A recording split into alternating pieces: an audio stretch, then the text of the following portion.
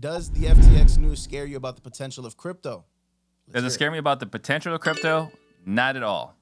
Am I concerned about crypto in the next 6 to 12 months or 18 months? Absolutely.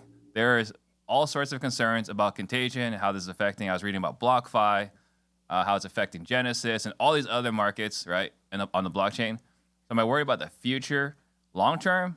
Not at all. I still believe wholeheartedly the future is on the blockchain. It's still Web3. But right now, man, it is scary as hell. I'm not going to lie. It's a little rough. It's a little rough in the crypto world. Second place last round was CJ. So your thoughts? Yeah, man. Look, I've lost some money in crypto in the last 6 months, more than I want to say. I've made some money in the last couple of years in crypto. FTX situation to me is catastrophic. I do agree with Steve. I don't think it is long term, but it depends on what your long term actually is, though. I think there's going to be more widespread impact from this situation. We're already starting to see as it kind of starts to unfold.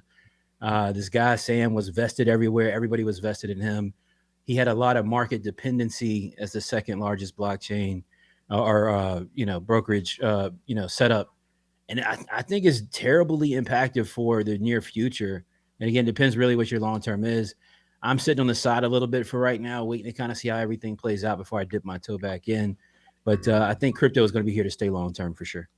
Right. Let's go over to Leon G. Barnes. Your thoughts?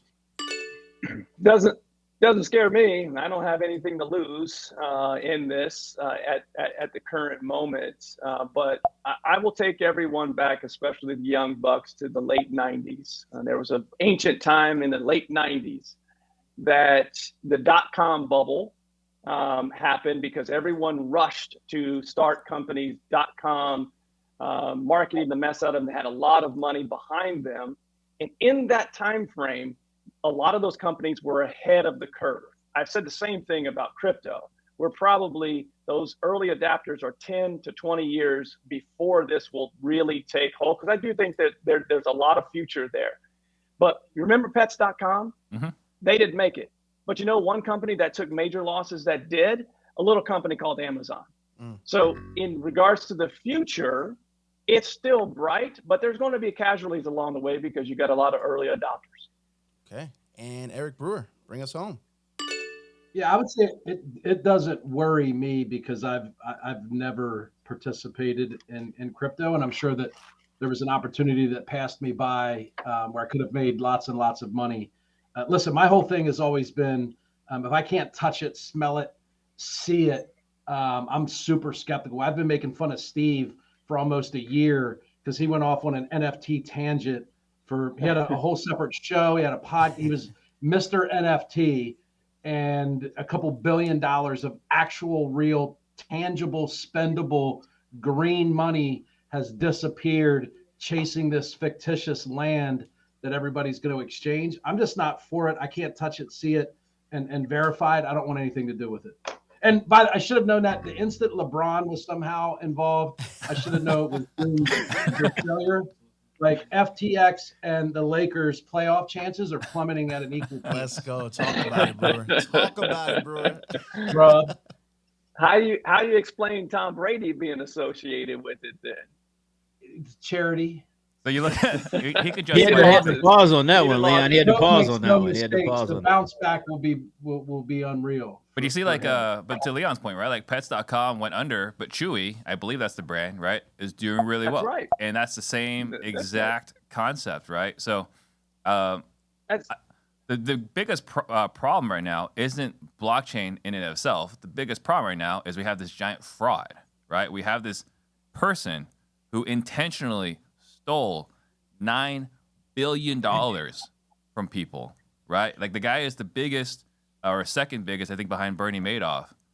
Second. Yeah. Steve, but can we say it a different way? Yeah. All right. I know how some of you guys can be a bit politically, but let's just be frank, okay? It's called regulation, unregulated industry. Mm-hmm. I know a lot of people that have made insane amounts of money in crypto. But fraud is so prevalent in crypto right now for one major reason, because it hasn't been regulated yet. It hasn't. And I think regulation will be a great thing for it. 100%. Yeah. And so we've got all these people in there in a financial sector with this much power and influence at this point, and it's literally the wild, wild west. Like Yeah. it's you literally have companies that are masking wallets, showing money. We call it show money in real estate. I don't know if people still use that term or not. Right? Back in the day when you need to get a loan for real estate, you didn't have it.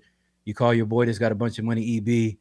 Tell him you need to put a deposit in your account for the bank. That's a different. That's a different way of life back in Different the day. times. All right? Different times. Show money. Listen. So the reality of it is this: it's just an unregulated industry that needs massive regulation at this point to be long-term sustainable. Yep. And I think the point here, right, is once we regulate it, it'll become more valuable because now the Fortune 500 companies can actually invest, right? The giant funds can now actually invest in it. Until then, it would be a violation of their fiduciary to invest in the blockchain. If you ever want a good example of my level of comprehension when it comes to crypto, Google Howard Stern crypto interview.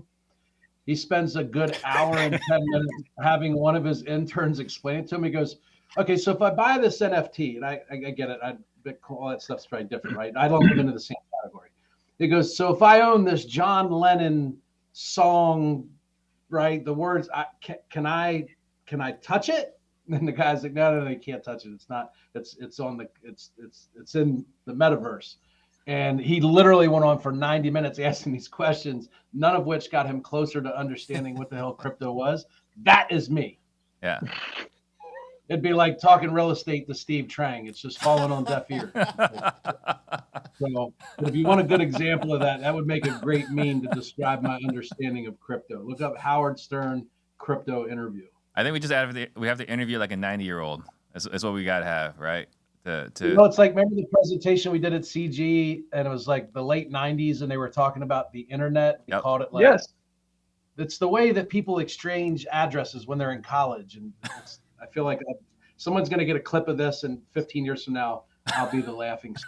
There's a future there for sure. I think it's beyond probably us old timers, quote unquote. But I do think that the question was, is it scary about the potential?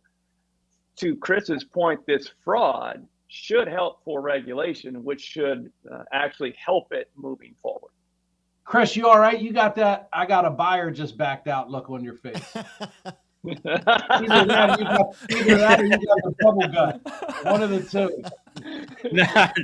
I think the jerk chicken and matcha combo is just... I watched this video on TikTok yesterday. Somebody threw a rock into a volcano pit, and it started bubbling. Yeah.